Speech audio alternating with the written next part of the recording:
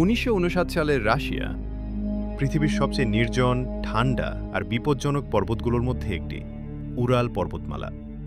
এই পর্বতের বুক চিরে 9 জন তরুণ অভিযাত্রী রওনা দিল এক যাত্রায়, যে যাত্রার শেষ গন্তব্য কেউ কোনোদিন খুঁজে পায়নি। মানুষ শুধু তাদের নিথর দেহ খুঁজে পেয়েছে, যেন কিছু অদৃশ্য শক্তি তাদেরকে ছিন্ন ভিন্ন করে রেখে গেছে। ইগোর ডায়াটলভ দলের নেতা, আত্মবিশ্বাসী, অভিজ্ঞ। তার সঙ্গে আরও 8 জন সাহসী বন্ধু।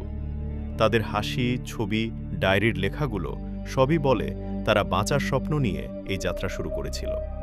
কিন্তু পর্বত তাদের জন্য অন্য পরিকল্পনা করে রেখেছিল। যাত্রার প্রথম কয়েকদিন সব ঠিকঠাকই ছিল। তুষার, ঠান্ডা, ঝড় সবকিছুই তাদের অভ্যাসের বাইরে নয়। কিন্তু 1 ফেব্রুয়ারির রাতে কিছু একটা বদলে যায়। আকাশ যেন অকারণ ভারী হয়ে ওঠে, বাতাসে অদ্ভুত অস্বস্তি। কেউ ঠিক বুঝতে না পারলেও তাদের ক্যাম্পের চারপাশে যেন একটা নীরব, অদৃশ্য উপস্থিতি ঘুরে বেড়াতে থাকে। সেই রাতের পর থেকে আর কারো কোনো খবর ছিল না। দিন কেটে যায়, উদ্ধার দল পাঠানো হয়। তারা যখন সেই পাহাড়ের ঢালে পৌঁছায়, তখন প্রথমেই দেখতে পায় একটি ছেঁড়া তাঁবু। তাঁবুটা কাটা ভেতরের দিক থেকে যেন কেউ আতঙ্কে ছুরি চালিয়েছে, পালানোর চেষ্টা করেছে। কিন্তু কেন? কি এমন দেখেছিল তারা? তাঁবুর বাইরে বরফের ওপর ছাপ ছিল মানুষের পায়ের। কিন্তু অদ্ভুত ব্যাপার, ছাপগুলো ছিল অনেকটা শান্ত, যেন তারা দৌড়ে পালায়নি, বরং নীরবে হাঁটছিল। যেন তাদের পেছনে এমন কিছু ছিল যেটা থেকে দৌড়ে পালিয়েও লাভ নেই। উদ্ধারকারীরা সেই পায়ের ছাপ ধরে এগোয়। কিছু দূরে পাওয়া যায় এক বড় গাছ। গাছটার নিচে 2টি দেহ। পোশাক কম, শরীর জমে বরফের মতো শক্ত। তাদের চোখ দুটো যেন খোলা, এবং সেই চোখের দৃষ্টি একদম আতঙ্কে ভরা, যেন মৃত্যুর আগ মুহূর্তেও তারা কিছু দেখেছিল। এখানেই শেষ নয়, আরও 3 জনের দেহ পাওয়া যায় গাছ থেকে একটু দূরে। তাদের ভঙ্গি দেখে মনে হয় তারা ফেরার চেষ্টা করছিল। কিন্তু প্রশ্ন থেকে যায়, ফেরা মানে কেন? কোথা থেকে? কিসের ভয়ে? সবচেয়ে রহস্যময় ছিল বাকি 4 জনের দেহ। এরা পাওয়া যায় অনেক দূরে, একটি ছোট গিরিখাতের ভেতরে। এদের দেহ যেভাবে পাওয়া যায় তা কোনোভাবেই সাধারণ নয়। একজনের খুলি ভাঙা, আরেকজনের বুকে ভয়ঙ্কর চাপের দাগ। একজনের নেই, একজনের চোখ নেই, যেন কেউ বা কিছু তাদের শরীরের অংশ নিয়ে গেছে। এই দৃশ্য দেখে উদ্ধারকারীরা হতবাক হয়ে যায়।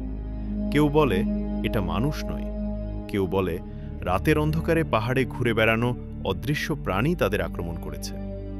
অনেকে বিশ্বাস করে সেই রাতে আকাশে অদ্ভুত আলো দেখা গিয়েছিল। কেউ বলে এলাকার স্থানীয় মাংসী উপজাতি এই স্থানকে অভিশপ্ত বলে মানে। অনেকে শপথ করে বলে সেই রাতে দূর থেকে শোনা গিয়েছিল অদ্ভুত, মানুষের মতো নয় এমন ভয়ঙ্কর চিৎকার।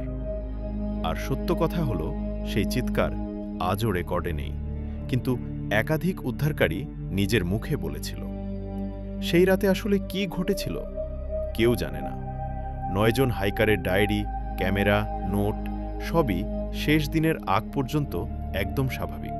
তারপর হঠাৎ তাঁবু কাটা, মানুষ পালাচ্ছে, কেউ পোশাক ছাড়া বরফে হাঁটছে, কেউ গিরিখাতের ভেতর অদ্ভুত অবস্থায় পড়ে আছে।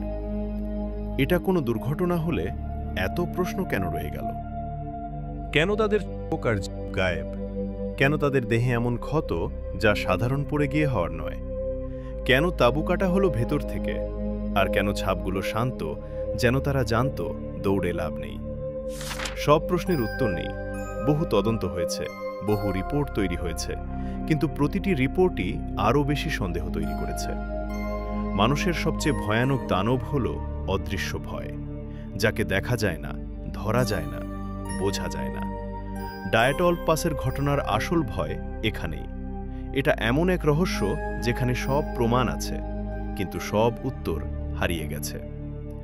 আজও সেই পাহাড়ে রাতে বাতাস বইলে বলা হয় দূরে কারো চিৎকার শোনা যায়। কেউ বলেন সেটা সেই 9 জনের আত্মা, আর কেউ বলেন সেই রাতের অদৃশ্য উপস্থিতি এখনও সেখানে ঘুরে বেড়ায়, নতুন শিকার খুঁজতে। এত বছর পরও ডায়াটলভ পাসের রহস্য অমীমাংসিত। যা জানা গেছে, তার চেয়ে যা জানা যায়নি সেই অংশই সবচেয়ে ভয়ঙ্কর। কারণ কিছু কিছু সত্য মানুষের জানার জন্য নয়। ধন্যবাদ।